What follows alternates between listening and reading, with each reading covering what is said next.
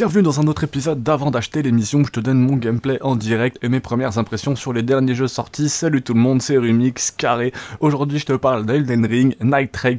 Après Shadow of the R3, les gars de From Software ont juré qu'ils n'avaient aucun projet de suite ou de DLC supplémentaire. Je les ai crus parce que c'est généralement comme ça que se déroulent ces jeux. Ils obtiennent généralement un excellent complément et c'est tout. Finito, on passe à autre chose.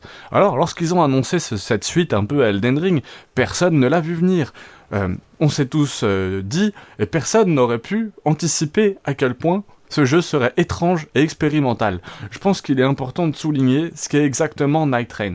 Je vois encore des gens se demander, dois-je terminer le DLC avant de me lancer dedans ? Je pense qu'ils ne comprennent pas exactement ce qui se passe ici et je ne les blâme pas, car il m'a fallu un certain temps pour y parvenir moi-même. C'est en fait un spin-off coopératif à 3 joueurs. Dans lequel vous incarnez l'une des 8 classes prédéterminées. Vous atterrissez sur une carte dont le temps est limité pour explorer, récupérer du butin, tuer des ennemis, vaincre des boss et acquérir des ressources et des améliorations afin de devenir suffisamment fort pour affronter un puissant boss final qui apparaît le 3e jour. Pendant ce temps, vous devez constamment composer avec un cercle vicieux ou un peu comme dans un Fortnite ou un Battle Royale. Le règne de la nuit justement qui inflige des dégâts constants si vous êtes en dehors du cercle. Chaque course est divisée en parties de 3 jours. Vous avez 2 jours pour explorer justement cette carte, et le dernier jour est tout simplement le combat de boss contre le boss final. Chaque jour, vous disposez d'environ 20 minutes pour courir, explorer. Mais lorsque le cercle se renferme enfin, vous rencontrez un boss que vous devez vaincre en équipe, et puis le 2e jour commence tout simplement. Donc c'est très particulier, Chaque emplacement se réinitialise, chaque nouveau boss itinérant commence à apparaître partout. Vous pouvez y jouer en solo, mais il est assez évident que la viande et les pommes de terre sont la coopération à 3 joueurs. C'est avant tout un jeu multijoueur, c'est pas la suite de Elden Ring, c'est un spin-off. Et je pense que ça va créer une situation assez conflictuelle, justement. Je sais que le principe semble probablement plus attrayant pour beaucoup de gens. C'est la chose la plus souhaitée sur Steam en ce moment, mais je sais aussi que beaucoup d'entre vous sont prêts à descendre de ce train rien que pour cette prémisse. Dans cette vidéo où nous parlons de l'arrivée de ce jeu, généralement été assez positif à ce sujet. C'est quelque chose qui, à mon avis, a l'air très cool. C'est de là que nous parlons aussi. Ce gars-là n'a pas raté une seule occasion au cours de la dernière décennie, justement. Mais malheureusement, comme c'est le cas actuellement, je pense que c'est un échec. Il y a de très bonnes idées et quelques points forts vraiment intéressants. Je dis pas que c'est un désastre ou quoi que ce soit, et c'est loin d'être irrécupérable, mais il y a tellement de petits problèmes, des problèmes à des endroits qui n'ont pas du tout été réfléchis correctement, et ça ne correspond pas complètement. Je veux dire, il y a suffisamment de mailles, il y aura des gens qui aimeront ça, mais pour moi, il faut travailler davantage à partir de maintenant. C'est le problème des From. Leurs offres multijoueurs ont toujours été plutôt bancales, mais cela a très bien fonctionné, parce que le jeu en ligne a toujours été un complément au mode solo et non pas un objectif principal. Et c'est là que se concentre l'attention et c'est toujours un peu bancal. Il y a des problèmes. D'une part, l'ensemble du jeu est équilibré autour de 3 joueurs. Donc si un joueur abandonne au cours de match, vous êtes foutu. Il est, théoriquement, possible de battre le jeu avec seulement 2, mais bien sûr, c'est peu probable. Bien sûr, le jeu punit tous les joueurs qui abandonnent tôt. Mais le résultat signifie que les 2 joueurs restants sont coincés à jouer à un jeu mort, qui les punit pour l'abandon d'un gars. C'est chaud si ça va, il abandonne après une demi-heure de jeu. Ensuite, il y a 40 minutes de votre vie à perdre. Les développeurs ont déclaré qu'ils pourraient ajouter un support pour 2 joueurs après la sortie. Mais je veux dire, le succès de cette stratégie dépend du fait que l'équilibre change si un joueur abandonne. Sachant comment From a fait les choses dans le passé, je suis peu sceptique quant à leur capacité à faire cela. Et il semble que l'équilibre soit défini lors de la création du jeu, et qu'il ne l'ajuste généralement pas. Comme je l'ai dit, le solo est techniquement faisable, et selon votre classe, en fait, assez possible. Mais les boss sont clairement équilibrés pour plusieurs joueurs. Cette chose adore lancer des tonnes de conneries comme des attaques magiques chaotiques, remplissant l'écran qui sont clairement conçues pour être géré par un groupe. Quand vous êtes avec une équipe, parfois c'est presque injuste, mais quand vous êtes seul, c'est complètement injuste. Je veux pas simplement me plaindre de ce jeu, car il y a d'autres priorités dans la vie bien sûr, et il y a aussi des points positifs. Et je vais donc m'arrêter là et aborder ces points positifs. L'essentiel, la coopération, c'est amusant. Le principe de base du simple fait de jouer à ce jeu avec d'autres personnes est qu'on va passer un très bon moment. Les classes variées, intéressantes, les nouvelles compétences basées sur des personnages vraiment puissantes et vraiment satisfaisantes à utiliser, et elles se rechargent assez rapidement. Vous pouvez donc utiliser ce produit à de nombreuses reprises. Honnêtement, ce jeu apporte aussi quelque chose à la table. Le grappin de Wilder est, je veux dire, plus que satisfaisant. Très utile pour éliminer les ennemis les plus faibles ou pour se déplacer rapidement, c'est génial. L'ultimate du Guardian a l'air incroyable, une bouée de sauvetage lorsque vous avez besoin de réanimer des alliés abattus. La duchesse a la capacité de rembobiner, c'est comme tricher d'une manière vraiment amusante. Il rembobine littéralement les derniers dégâts subis par un ennemi, doublant ainsi les dégâts infligés si vous l'utilisez correctement. C'est tellement bon. Et puis il y a encore plus de choses folles que d'autres classes pourraient faire. Je ne veux pas encore gâcher la surprise. Premièrement parce que cela prendrait trop de temps, tout simplement. Et deuxièmement parce que c'est pas vraiment amusant, vous préférez les trouver. L'idée c'est de jouer avec des classes spécifiques autres que votre propre personnage pour sembler limitative. Mais oui, pour moi, les 8 personnages jouables couvrent en fait une assez large gamme d'archétypes et ça fonctionne. Je n'ai jamais vu personne encore jouer le rôle justement du reclus ou du rider, mais ça ne signifie pas pour autant qu'il soit inutile ou quoi que ce soit, ce n'est que le début. Et je n'ai vu personne s'y intéresser réellement. Les combats de boss sont bien sûr le véritable point fort ici, même si je pense qu'il est juste de dire qu'il y a beaucoup de choses réutilisées d'Elden Ring. Comme la majorité des combats, en fait, sont des vieux trucs dont tout le monde pourrait être fatigué du jeu de base, mais c'est quand même quelque chose de nouveau qui apparaît. Les choses deviennent incroyablement intéressantes. La progression de jeu fonctionne de la manière suivante. Vous choisissez l'un des 8 seigneurs au début de la nuit potentielle à poursuivre. Certains de ces gars verrouillés au début, pas tous disponibles dès le début, selon celui que vous choisissez, cela affecte les boss que vous pourrez potentiellement affronter à la fin des jours 1 et 2. Ils alternent généralement entre 2 ou 3 options différentes. Vous pourriez combattre quelque chose de basique d'Elden Ring, comme un tibia mariné, je sais pas ce qu'il veut dire, ou ça pourrait être quelque chose d'intéressant, comme un boss de retour du catalogue arrière, comme le centipède démon de Dark Souls. Vous avez obtenu la chair Freya de Duc dans Dark Souls 2, ou même le roi sans nom dans Dark Souls 3. C'est ridicule, mais c'est là. Et ce ne sont pas les seuls patrons de retour. Ce qui rend les boss de retour si intéressants, c'est qu'ils ont repris les combats originaux et les ont adaptés à cet axe multijoueur. Ils ont donc de nouveaux mouvements, de nouvelles capacités, et ils ont généralement donné un coup de pouce pour cette entrée.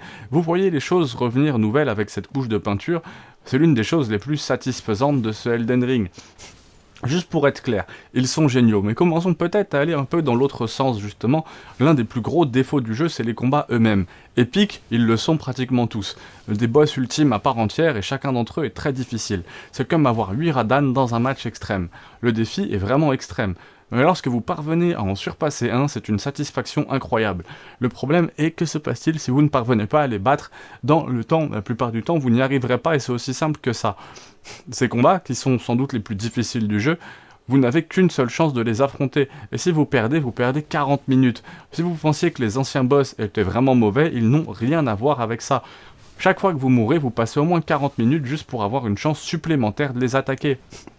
Et que se passe-t-il si vous vous retrouvez coincé avec un objet sans valeur, qu'un joueur laisse tomber au milieu du match, ou si vous n'avez tout simplement pas de chance et n'obtenez aucune amélioration ou arme utile? Et là j'adore Downwell, c'est un des meilleurs jeux de type roguelike, je l'adore, je vais faire une vidéo bien sûr dessus bientôt, mais si vous n'obtenez pas de bons drops et que vous arrivez au dernier boss et que vous échouez, vous devenez vraiment en colère. Et en fait, c'est vraiment une comparaison facile avec Elden Ring. Assez simple et ça ne nécessite pas que vous compreniez beaucoup de choses. Je l'évoque simplement parce que c'est en quelque sorte la raison pourquoi ça fonctionne. Pour terminer Downwell assez rapidement, car c'est un jeu non complexe dans lequel vous descendez simplement, ici vous avez affaire à d'autres personnes, vous avez affaire à un espace de jeu qui se réduit progressivement, vous avez affaire à des systèmes différents, vous avez affaire à un équilibre, des choses peuvent changer assez radicalement d'un jour à l'autre. Je veux dire, et je ne fais qu'effleurer la surface ici, c'est un jeu beaucoup plus complexe, avec un problème potentiel similaire. Dans un jeu plus simple, ce n'est pas vraiment un problème. Dans un jeu qui est franchement assez complexe, et je veux dire, qui prend pas mal de temps à terminer, 40 minutes c'est pas long pour un jeu, mais ce n'est pas non plus un match multijoueur. Mais je dirais qu'au moins tu fais toujours des progrès. Lorsque vous perdez une partie, ce qui arrive souvent, vous obtenez toujours quelque chose pour vos efforts. À la fin de course, vous obtenez des reliques et une monnaie appelée Merc, qui peut être utilisée dans la boutique et dans la table ronde pour obtenir des récompenses persistantes, comme des émotes, les reliques qui fonctionnent comme les runes de Bloodborne. Amélioration aléatoire que vous pouvez équiper sur vos personnages pour les rendre définitivement plus puissants. Si vous avez de la chance, certains d'entre eux peuvent être extrêmement efficaces et ajouter des sorts très puissants qui rendent votre personnage considérablement meilleur. Mais pour être juste, beaucoup de ces choses ne serviront à rien. C'est quand même agréable d'avoir justement une certaine progression et j'apprécie qu'il l'ait gardé relativement simple. Ce n'est pas un jeu complexe, mais comparez-le à Elden Ring proprement dit, c'est beaucoup plus simple, plus important encore, il n'y a pas de microtransactions. Vous ne pouvez obtenir Merc qu'en jouant au jeu et il vous en donne plus qu'assez pour débloquer les éléments que vous voulez relativement rapidement. Ce sont Seulement les costumes alternatifs qui sont vraiment chers, et ce ne sont pas chers en termes d'argent, ils sont chers avec Merc. Vous devez donc jouer davantage au jeu. Il existe un autre élément de persistance dans le jeu, c'est les souvenirs auxquels on peut accéder à partir d'un journal. Je ne considère pas vraiment ça comme quelque chose de positif ou de négatif, c'est juste là. Et vous pouvez accomplir de petits objectifs qui font progresser l'histoire de n'importe quel personnage, ce qui au moins débloque quelques reliques de classe utiles pour chaque personnage, mais sinon c'est assez basique. Ça ne se remarque pas les éléments de l'histoire ici qui semblent encore plus secondaires que dans Elden Ring à proprement dit. Ils n'ont même pas vraiment en fait d'importance.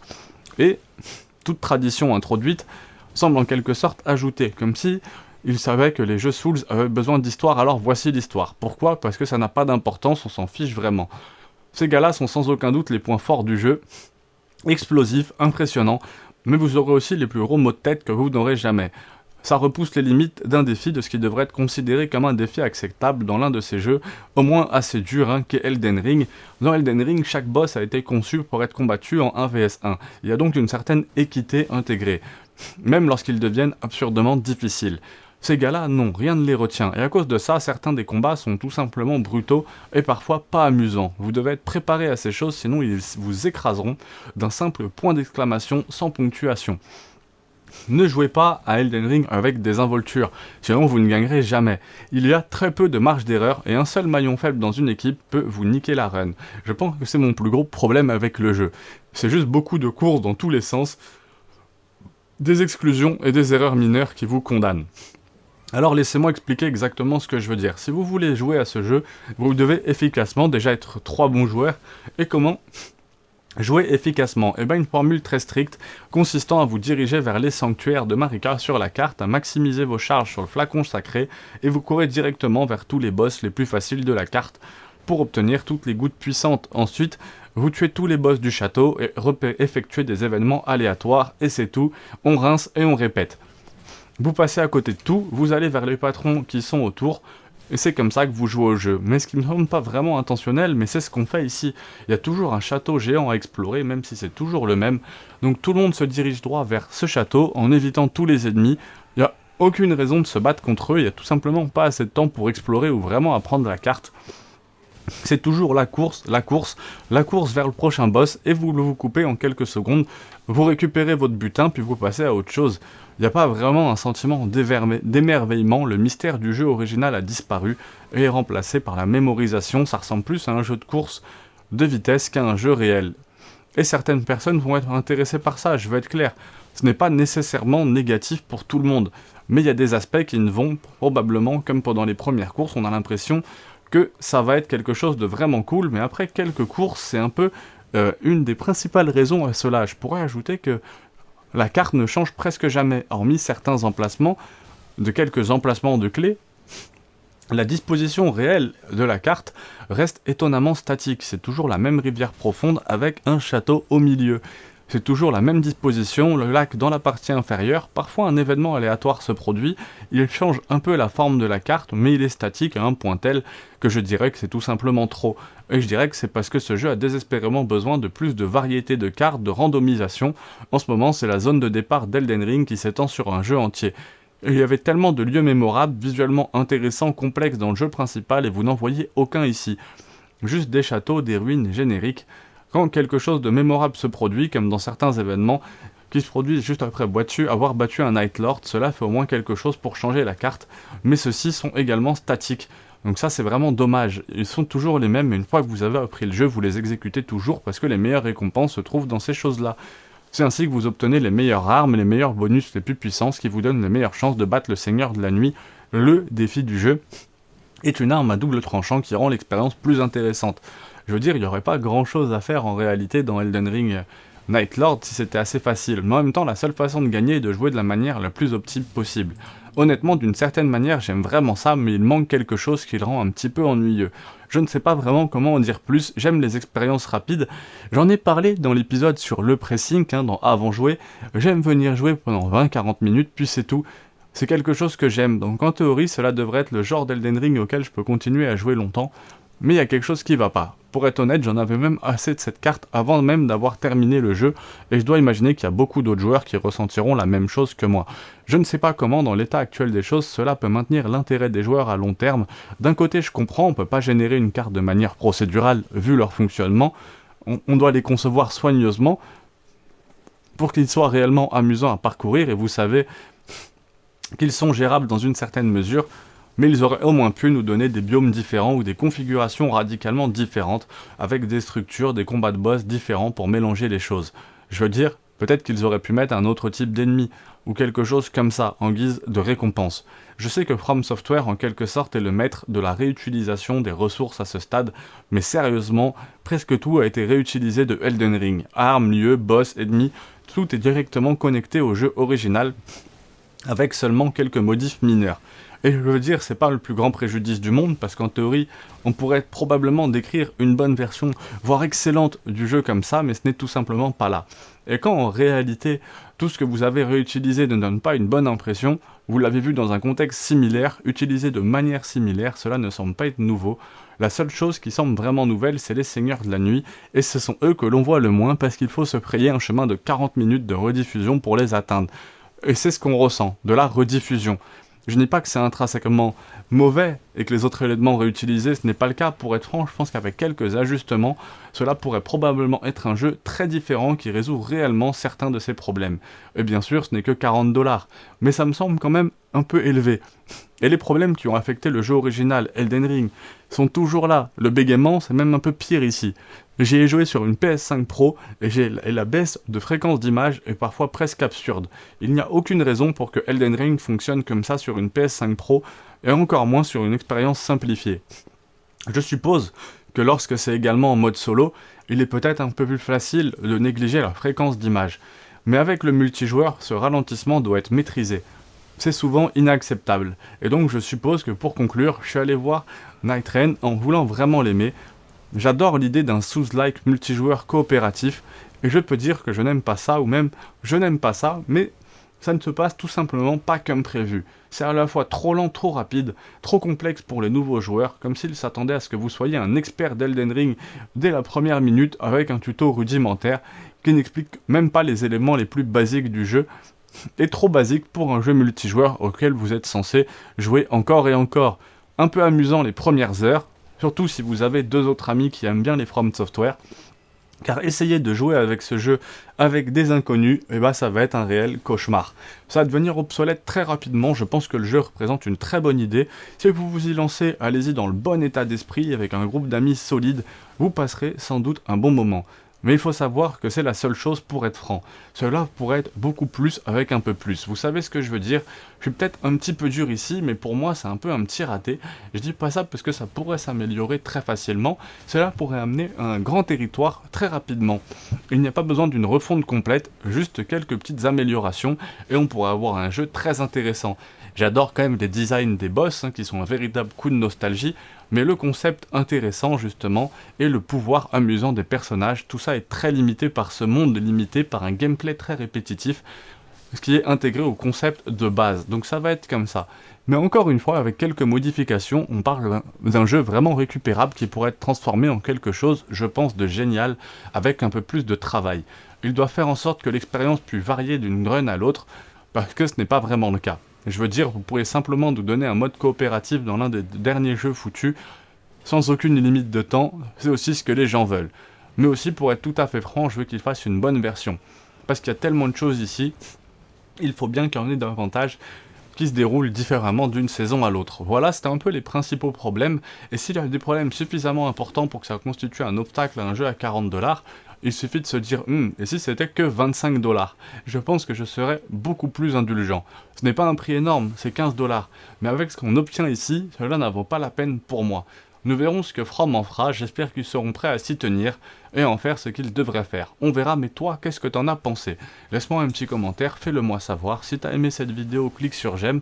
Si t'es pas abonné, c'est le moment idéal pour le faire. Je mets 2 vidéos par jour quasiment en ce moment. Donc n'hésite pas à t'abonner, à cliquer sur la cloche pour les notifications. C'était Rumix Life ou Carré, force à tous, à très vite.